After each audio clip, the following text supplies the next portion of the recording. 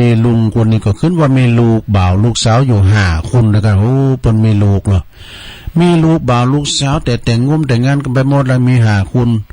เมื่อเป็นอย่างอี้แล้วคุณลุงก็บ่มีเงินเก็บมีเงินจ่ายและจำเป็นจะต้องไปอาศัยอยู่กับบ้านลูกๆทั้ง5 คนนี่อีดูวันจันทร์ก็ไปอยู่กับอีหล่าลูกสาวคนหนึ่งอีน่ะก็ถูกลูกเคยกระทบกระเทียบว่าถากทางลูกเคยประสบเป็นไทยให้กันเนี่ยทำไมคุณพ่อของคุณเนี่ยทำไมไม่อยู่ไปอยู่กับลูกคนอื่นบ้างเนี่ยอยู่กับผมนะผมอึดอาจจะตายอยู่แล้ว ลูกเคยเป็นนั่น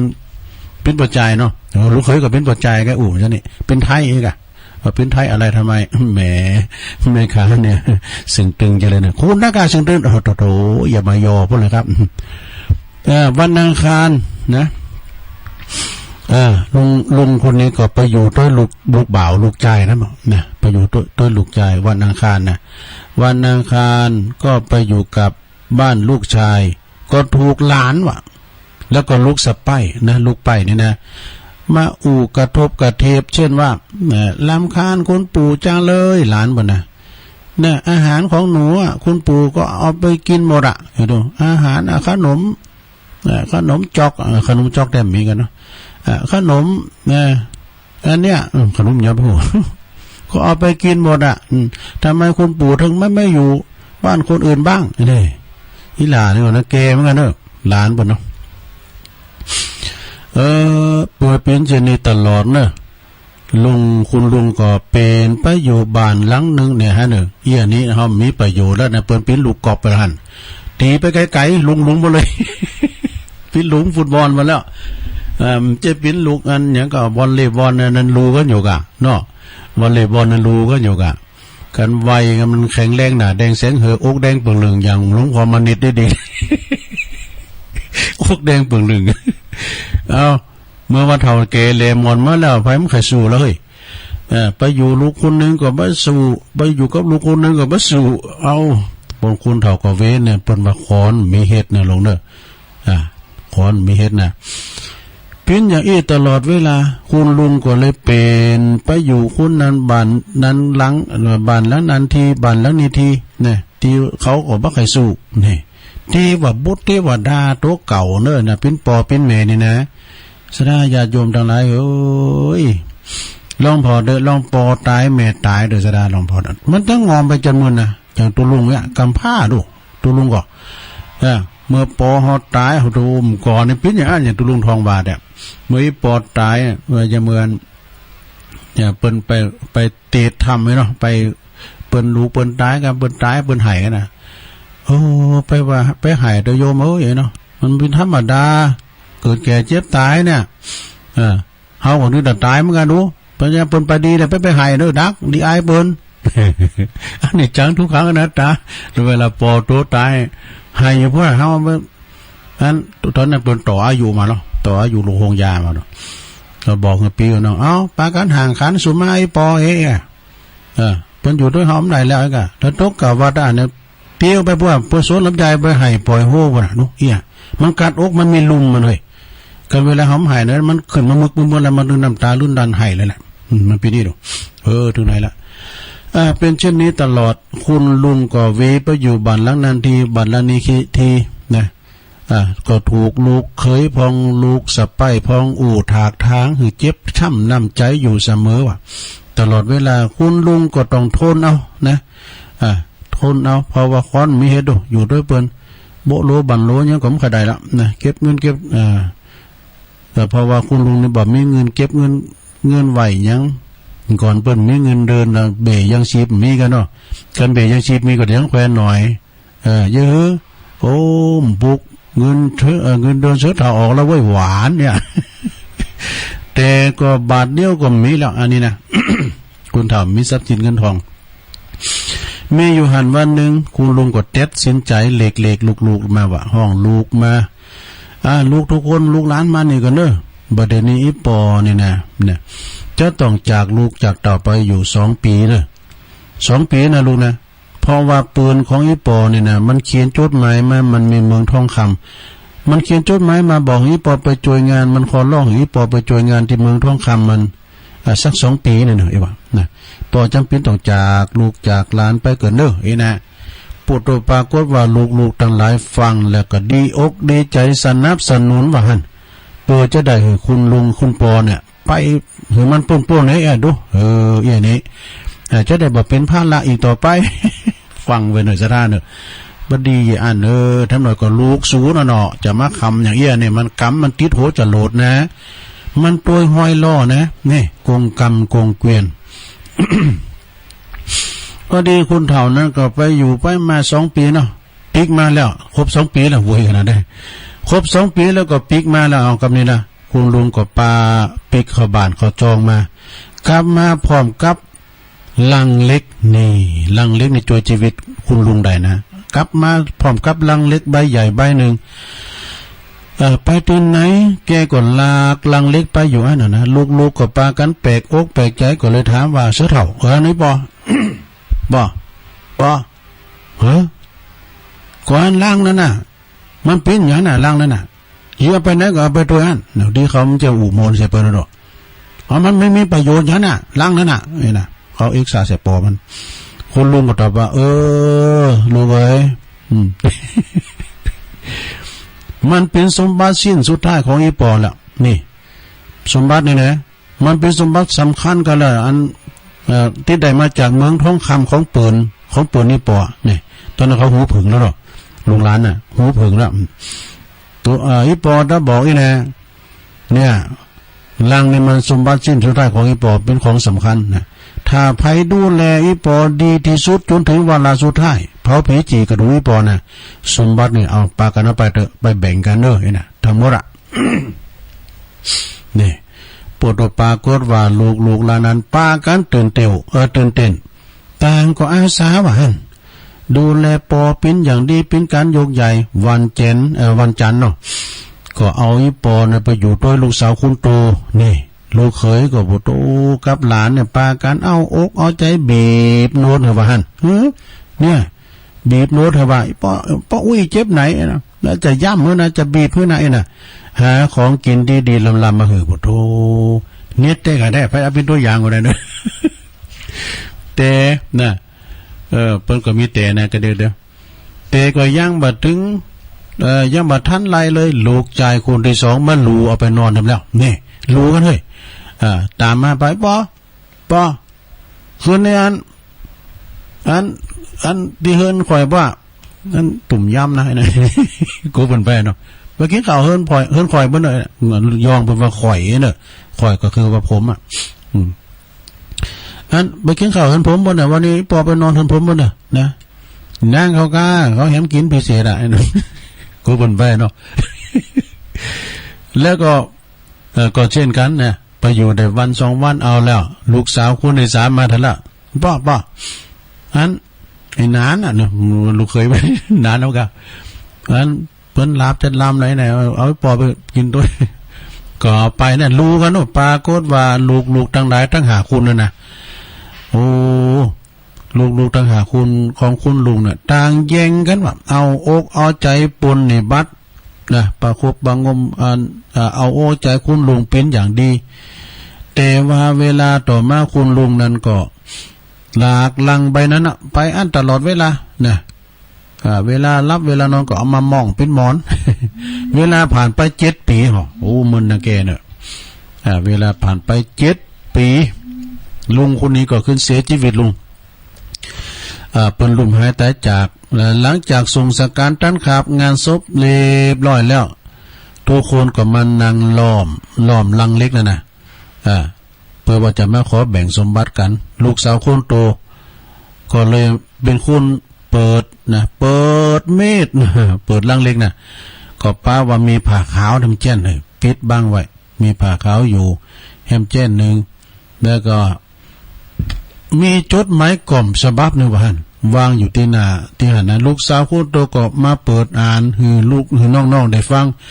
ในเนื้อความจดไหนนั้นบอกว่าจดหมายรักนั้นใจนั้นเพลงนี่จดหมายนี่เพิ่นบอกว่าถึงลูกๆที่หักทุกคนนี่ที่ปอมาเขียนน่ะ ถึงลูกที่หักทุกคนก่อนอื่นอีปอต้องขอโทษด้วยนะก่อนอื่นอีปอต้องขอบคุณกับก่อนหินพี่วันไหนพี่ก่อนหินนี่มันว่ามันจะคำใช่คำนี้ทุกก่อนอีปอต้องขอบคุณก่อนหินทุกก่อนนะเพราะว่าก่อนหินในรังเนี่ยในรังเล็กเนี่ยนะใบนี้นะมันหือความดูแลอีปอจนถึงวาระสุดท้ายนี่เขาจะหักปอเตะดูนะเขาหักสมบัติบุญนะนึกว่าคำก็นั่นเป็นหินในบนหันปอก็ขอให้ลูกแบ่งกันเตากันเนอะลังในลังเล็กนี่นะ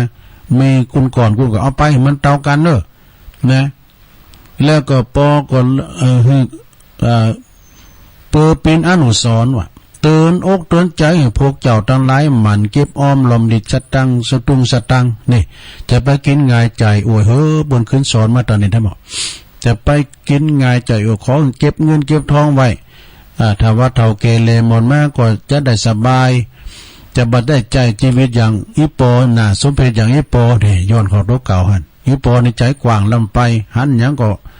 เปิ้นตกตุกได้ยากมาก็หือเปิ้นมดเปิ้นยืมก็หือเปิ้นยืมก็หือเนี่ยกะเนาะเป็นว่ามันใจเงินใจคำนะเป็นว่าเป็นก่อนหินเนี่ยนะอันนี้เป็นอนุสรณ์เนอะอันนี้เป็นก่อนสอนเนอะหูวาเนอะสดาเนอะคุณเฮาถ้ามีเงินมีคำแล้วก็เก็บหอมล้อมลิดไว้เพื่อว่าเท่าแก่มาเนี่ยนะเวลาเฮาเจ็บปินยินอุ่นนะบางทีนี่ก็เฮาไปปึงไผก็ไม่ได้ไปปึงลูกปึงเต่าก็ไม่ได้นะเฮาก็เก็บเงินเก็บคำไว้เป็นความกตัญญู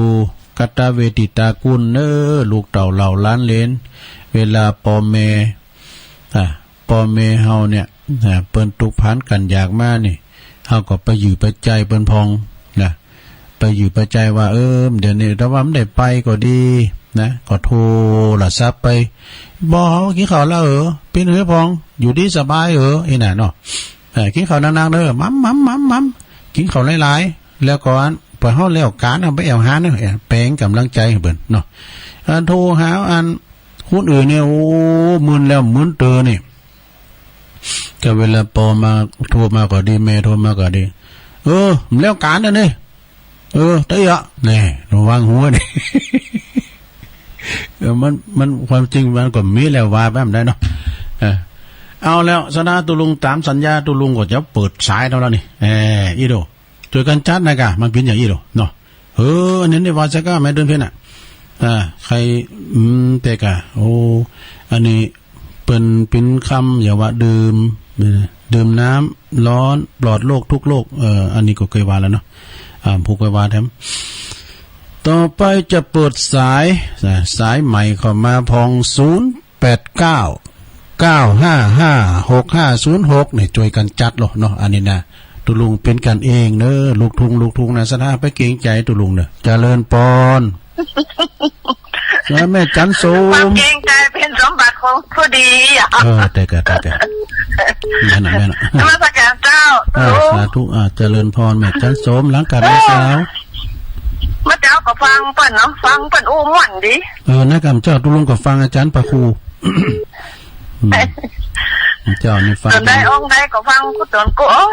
ทำบุญแต่ไม่ลืมเนอะฟังพระอาจารย์เอาหลักปัญญานันเนอะปัจจุบันแสดงธรรมเปิดมาเทศนั้นก็มนติดตามตลอดนะอาจารย์เอาหลักปัญญานันแห่งวัดแสนเมืองติดตามตลอดกูตนกูคือกำลังใจกูตนกูรับโทรไปติดก็ติดวันนี้พอไปรถแถมเตื้อสีเตื้อคงโทษวันนี้ไปจิตอาสาตั้งได้กะทินตั้งใดวันนี้เที่ยวเนี่ยอยากถามบ้านนั่นเนี่ยเอาการตัวเก่าของกันเนาะดีแล้ววันผูกไว้สลากแต่ว่าไว้สลากได้ล้างวะดีกันได้ล้างวะสั่งลุงเคยได้ไปเนาะที่ไหนพระปูเจดอยลางอำเภอไม่อายเนี่ยเคยได้ยินจือแล้วไม่ได้ไปนี่ครูบาเจ้าสิทธิน่ะดีกันที่เปิดมาแล้วหน้าไปแล้วนะเคยไปลูกมีกับคนรุ่มถาม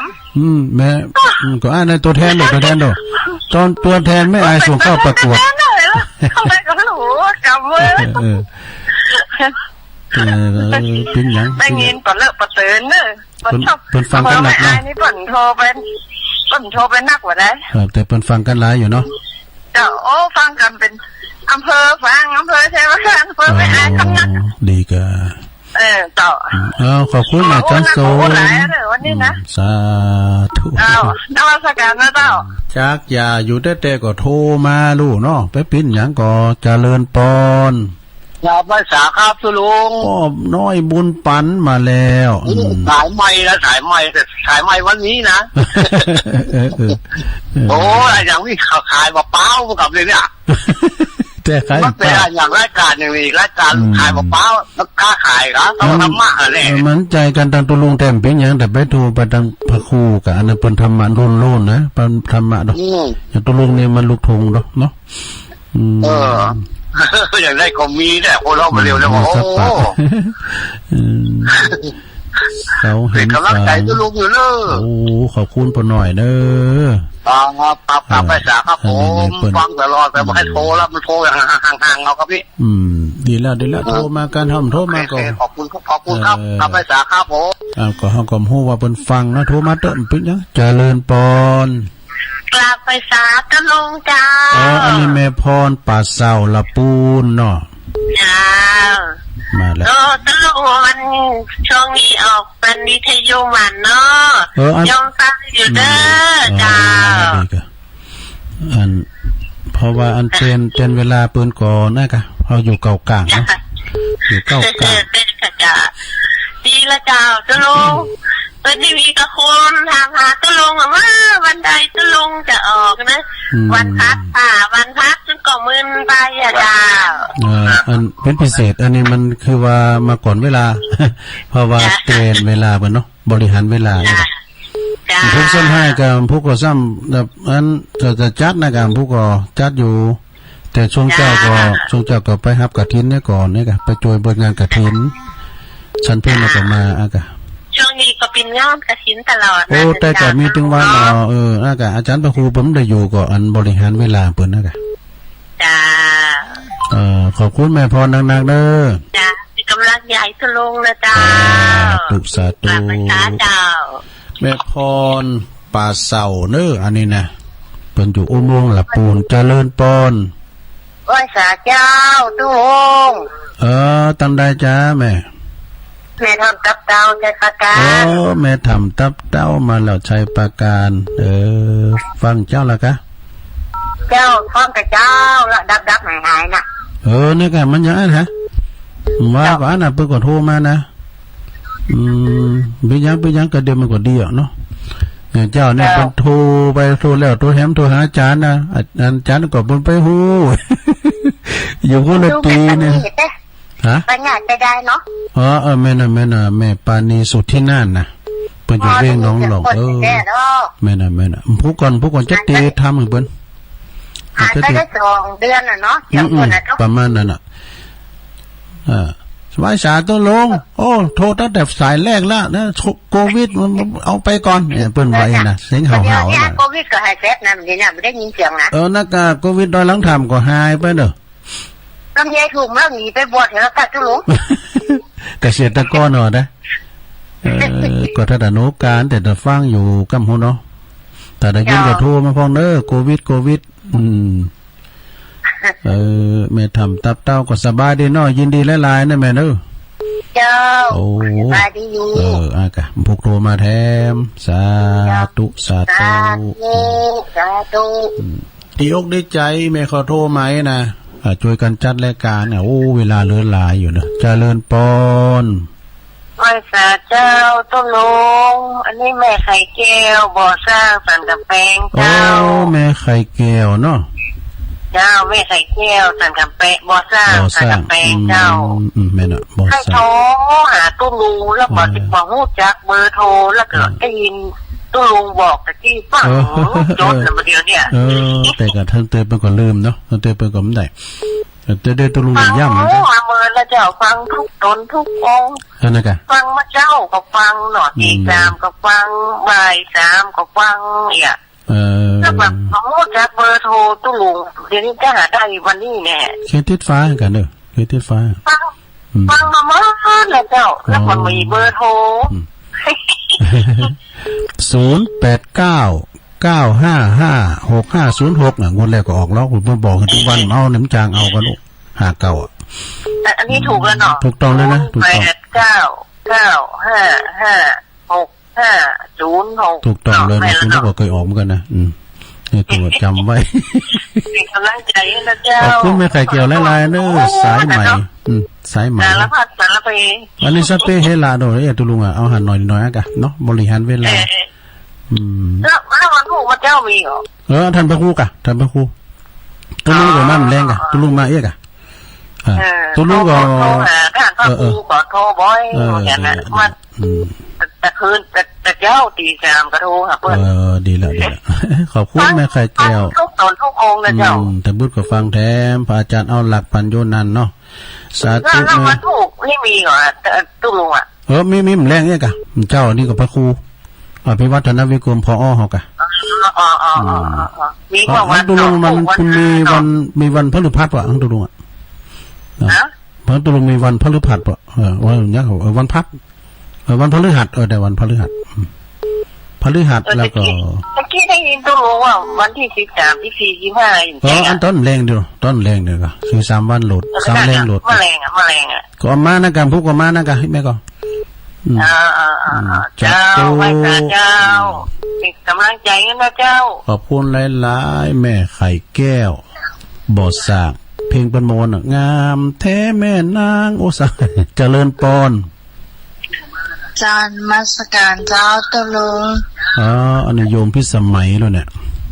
เจ้าฟังแต่เจ้าละตอนตันแต่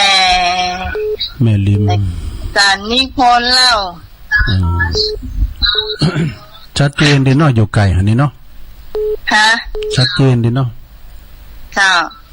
ชัดเจนกะอันนี้จะมา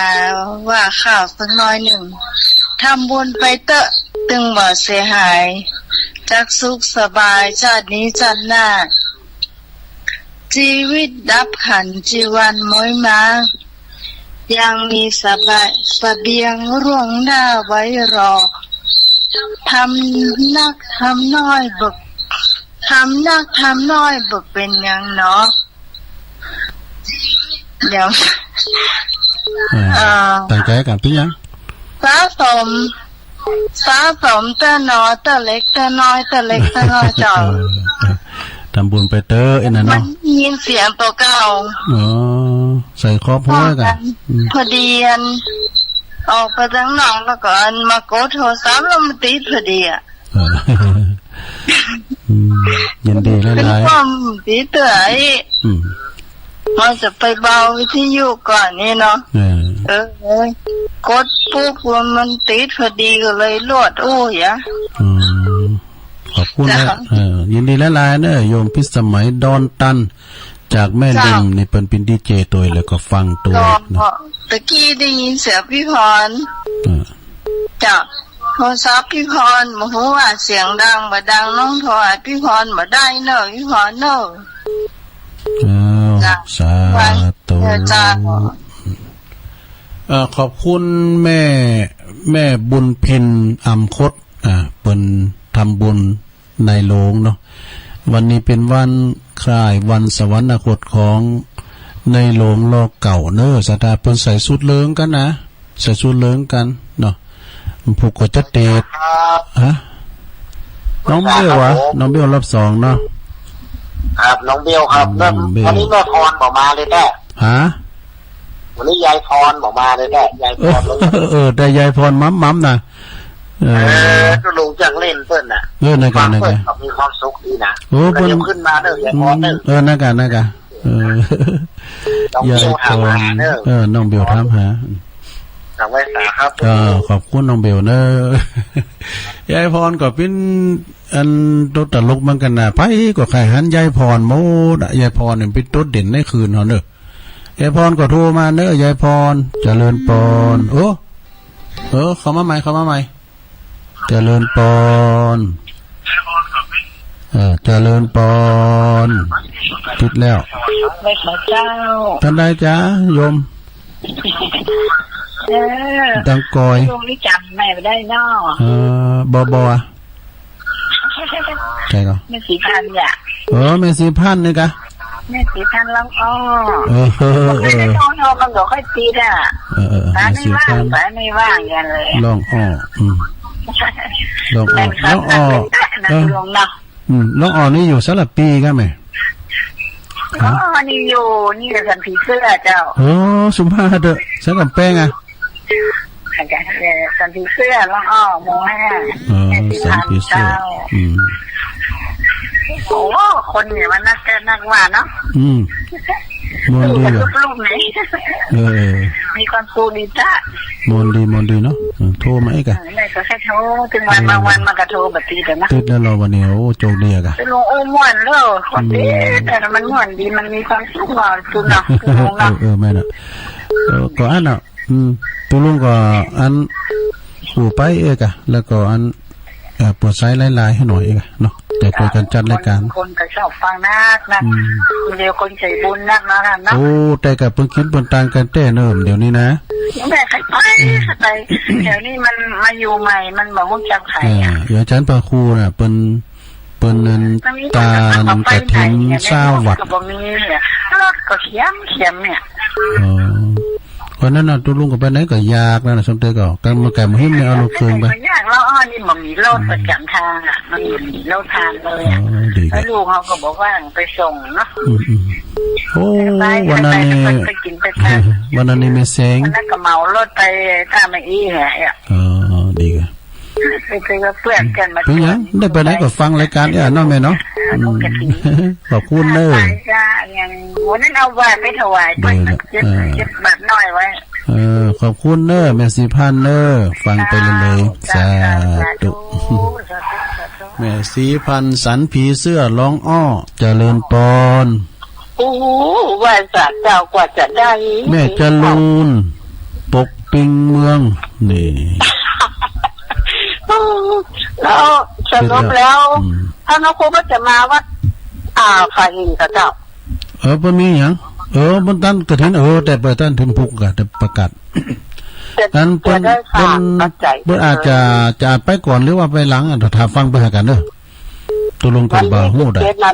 แม่น่ะตัวลงกับบาหูได้ว่าเปิ้นไปเราทำเปิ้นฟังไปหันเนอะเจ้าโอ้สายต้นแม่นแต่ว่าเนาะแต่กับบ้านนะว่าต้นอู้ม่วนโหยเดี๋ยวจะลอยละแม่เสียวผ้าต้นอู้ม่วนโหยคือว่าถ้ามันเปิดสายหนักได้ไหมเนาะสาธุมันเปิดสายหนักแล้วก็คุณมันจุ่มไม่หรอกดีใจละฝากความสมัครเจริญปอนไปตังปอไพบูลเลยเนอะเจริญปอนภาษาตุลุงรอบ2แม่บุญคุณใครโทรหากันอู้ถึงตนได้ก็ยกมือไหว้ไปช่วยกันนะจึงได้ช่วยกันทุกหมู่ทุกหวังตึงหลายนั่นเนาะตุลุงแม่น่ะแต่ก็ได้แม่ก็แม่บุญพินแต่ก่อนอันในทีวีเป็นออกอันอย่างในวัดในว่าออกเดินก็แม่ไหว้มาเนาะแม่น่ะบุญถึงจะ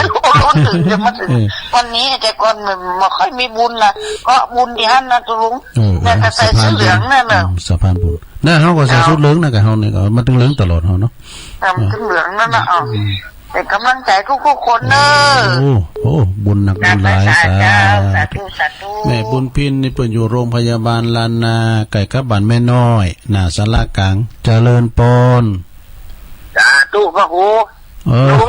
หลวงพ่อมานี่ล่ะใช่ที่ไหนโอ้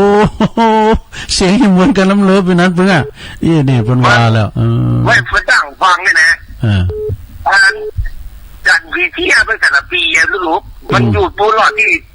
เส้นของยาแม่ขึ้นมาจากกระดาษหรอกกะทีนี้เราเส้นเหนือของยาเส้นเหนือการเมืองใหม่เนี่ยแล้วเอาตั้งขึ้นที่หลวงพ่อแตงหลอกขึ้นไปฮะดอกเกี่ยวดอนกันตัดวิเทียเนี่ยเป็นประเภทหรอแต่ก็ผมไม่ชอบกับป้าหัวไก่มากหรอกใครมันเป้าอย่างเจ้านี่กะป้าก็ป้าน่ะกะรู้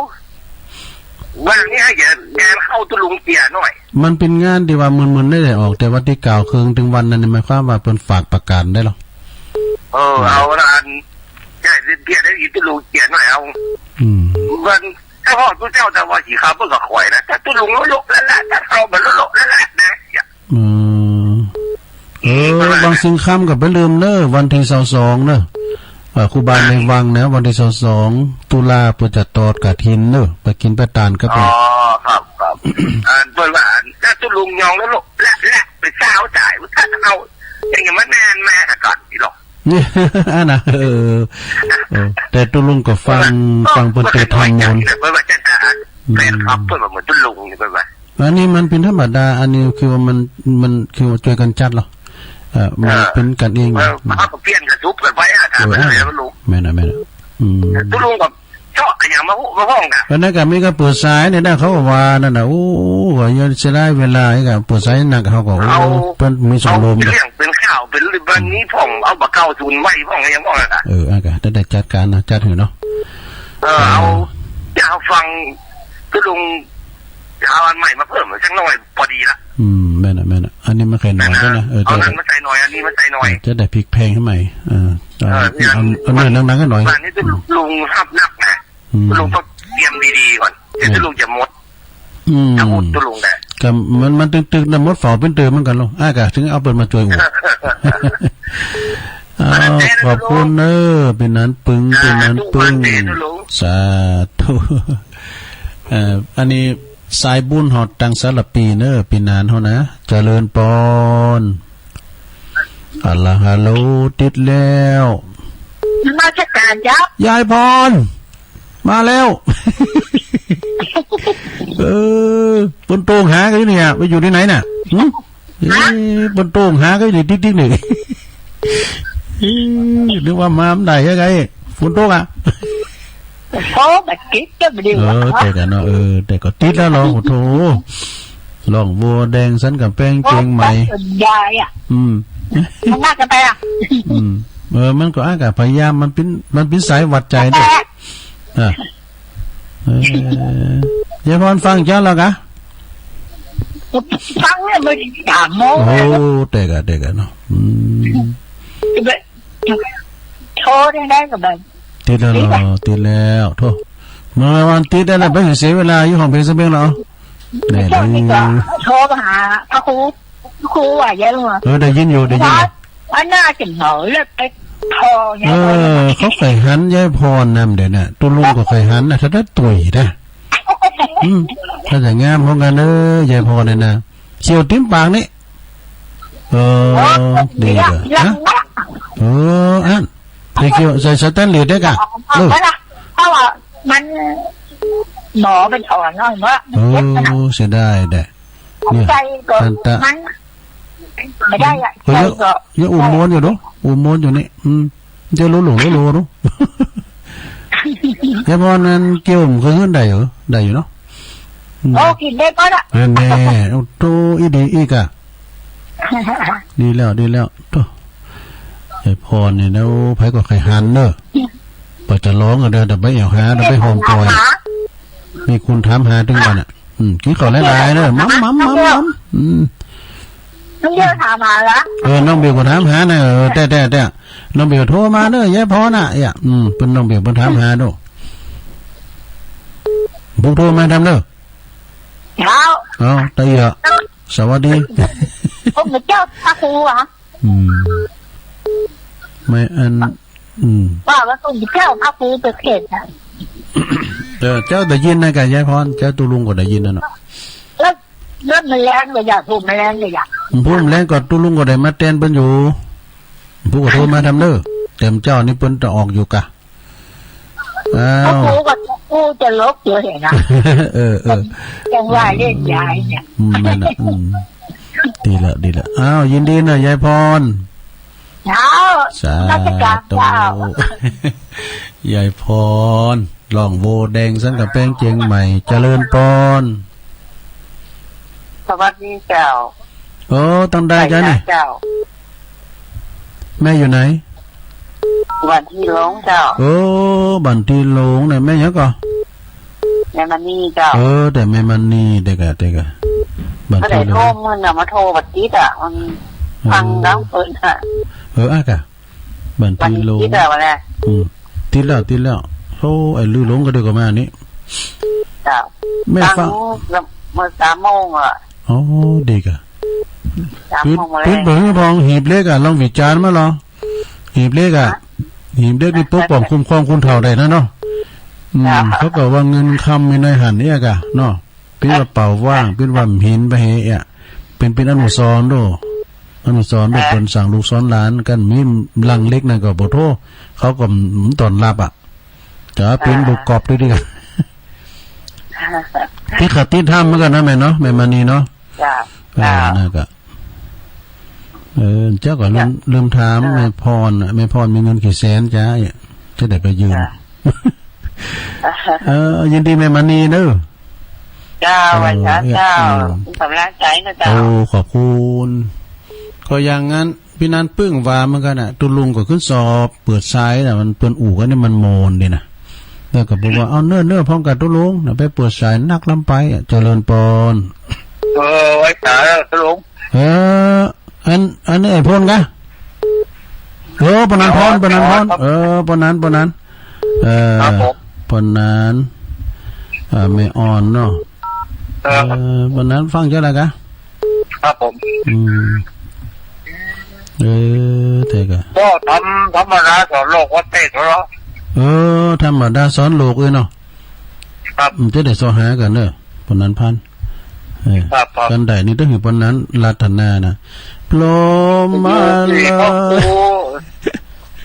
ครูเดี๋ยวสถาพรก็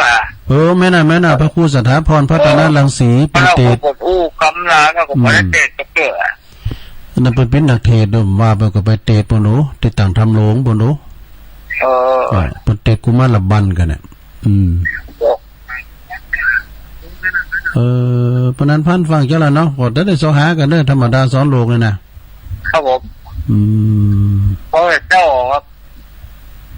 ดีละ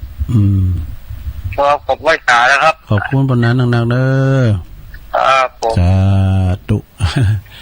เอาเหลือเวลาทำ10 นาทีสถาพระจะโทรมาก็โทรมาหรอเนาะถ้าให้มันเต้ามันแต้นก่อนปูก็โทรมาแถมโทรมาติ๊กเด้อมันเป็นยังเนาะได้ได้จ้ากันก็เขาโทรมาเนี่ยมันได้ยินพระเมืองฟางบุญนะสถาญาโยมตรงไหนสายต่อไปเจริญปอนสายที่24ภาษาตุลุงอันนี้แม่โบพัดด้วยเนี่ยแม่โบพัดเจ้าดีกะฟางเนาะพ่อเจ้าแล้วโทรก็มาติดตุลุงแต่มันบอกว่าเดี๋ยวนี้ติดแล้วเหรอเจ้าฟังติดแล้วบึ้ดกับฟังแล้วเด้อพระอาจารย์หลักถึงติดกำหนึ่งมันถึงห่างกำหนึ่งเนาะฟังจอดนะตุลุงยายพรเปิ้นนึงติดเนี่ยติดกำลังใจนะตุลุงเนาะขอบคุณแม่พัดเด้อเนาะแม่อัมพรเขาตั้งปุ่นแม่อัมพรตั้งงาน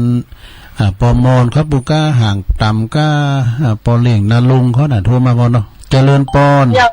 เรือไว้กันนะตุลุงนะบ่เจ้าใช่แม่ไม่ให้เงินเจ้าไม่ให้เงินเนาะแม่ยังก่อนไม่ให้เงินเจ้าไม่ให้เงินนะโอ้สายมาว่างเลยก็กบมึงออกมาได้เงินเจ้าดีกันไม่ให้เงินเนี่ยชั้นกับแป้งอ่ะชั้นใส่เจ้าชั้นกับแป้งเนาะนวัตการเจ้าขอบคุณขอบคุณสาเพิ่นโทรมาก็ดีใจแล้วเพิ่นก็แล้วใจเพิ่นเนาะเพิ่นมาโทรมาเจริญปอนนี่จะกำลังได้ปีเจ้าขอบคุณหลายๆเนาะสาธุแม่ห้อยเงินนะ0899556506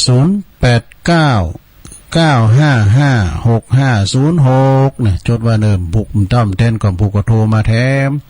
พวกตุลุงที่สอดทำเมืองมาเตดนะอย่างปอาจารย์ปนันสายันวานเพิ่นก็ว่าเอาทำเมืองมรดกธรรมนะปนันพันถ้าสอหากันเด้อทำบุญอุทิศผู้เขาหมู่เฮาเจ้าขาดทั้งหลายเนาะเขาจะต้านทำไปหาแม่ปานีสุดที่นั่นนะบุกนะเนาะเดี๋ยวนี้ก็แม่บุญเพ็ญเปิ้นก็ฮ้อมมาลอยละใจเย็นมันต้องฮ้อมก็ได้เด้อเขาว่ากันไปอย่างมันต้องฮ้อมก็ได้เจริญปอนแม่บุญเพ็ญนี่เปิ้นฮ้อมในหลวงบ่ดอกเจริญปอนติดแล้วเด้อฮ้อมสายสุดท้ายกันเนาะฮัลโหล สายที่ติละไปซาเจ้าตั้งไหนเนี่ยฮะอยู่ไหนอยู่วันสันไปแหงเจ้าสันไปแหงละปูนี่นะแม่ยังก่อเจ้าแม่ยังจื้อแม่จันตีเจ้าแม่จันตีป่ะเจ้าเคยโทรมาอยู่กะฟังอยู่แล้วเจ้าฟังทุกวันเจ้าดีก็สันไปแหงนี่ละปูนเนาะเจ้าสันไปแหงนี่เป็นน้องเฮงนะขอบคุณนะแม่เนอสาธุเจ้าสันป่าเฮงอามสายเจริญปอนเจ้าสายเจ้าตะลุงตั้งได้จ้ามันนั่นประเด็นนะเจ้าแมนนูนป่าดีกะแมนนูนป่าแดดชัดเจนดีเนาะแม่เนาะเจ้าขอบคุณแม่นูนหนักๆเด้อจะไม่ทิ้งเลยเจ้าท่านอันโตเนี่ยก็วันนี้อยู่บ้านเจ้าวันนี้อยู่บ้านเนาะอันนี้ตัวลุงผมได้ไปนั้นได้อยู่วัดอ่ะพรุ่งนี้ไปเก็บกระดูกผมได้ไปก่อนเนี่ยก็ได้มาจัดการจัดรายการเนี่ยกันจ้าเปิดวิวเลยจ้าสาธุเนอจ้าสาธุจ้าแม่นวลป่าแดดเอาทำสายหนึ่งเจริญปอนนมัสการครับอาจารย์มารอบสองรอบสุดท้ายรอบสามัคคีจงทำตัวให้เหมือนน้ำทะเลแต่อย่าเค็มเหมือนน้ำทะเลอันนี้ผมอยากฟังคำตอบอยู่นะครับเดี๋ยวตอนนี้ฝากก่อนให้คุณโยมพิสมัยดอนกันแล้วก็คุณโยมพรร้องวะแดงกับจะเพลงเชียงใหม่นะครับผมน้ำในขันหยดน้อยๆหยดบ่อยๆน้ำยังหมดราชกิจแม้ผิดน้อยผิดบ่อยๆก็เสื่อมยศบุญกรรมถึงทำน้อยทำบ่อยๆก็ปรากฏห่วงน้อยๆไหลบ่อยๆน้ำยังลดจับจ่ายน้อยแต่จ่ายบ่อยทรัพย์ก็หมดกว่าจะรู้มันมีค่าเมื่อน้ำตาเราไหลหยดรักตัวกลัวน้ำตาไหลเรื่องใช้จ่ายให้เร่งลดให้เร่งงดการเก็บออมจงจำจุดอนาคตบ่อดตายนะครับกับนมัสการขอบคุณอาจารย์นะนิพนธ์อันนี้เรื่องชาละอดทั้งหมดเลยเท่าทาเหมือนกันแต่เป็นมีลายก็สูงมาพออีนาบทตัวมาออกรายการจะเอามาปิ้นแม่บทนะขอบคุณกูเสียงกูสายตัวลุงยกหูไว้ก่อนพวกแพ้มต้อมเต้นก็โทรมาทำทวนสายก่อนสายที่หนึ่ง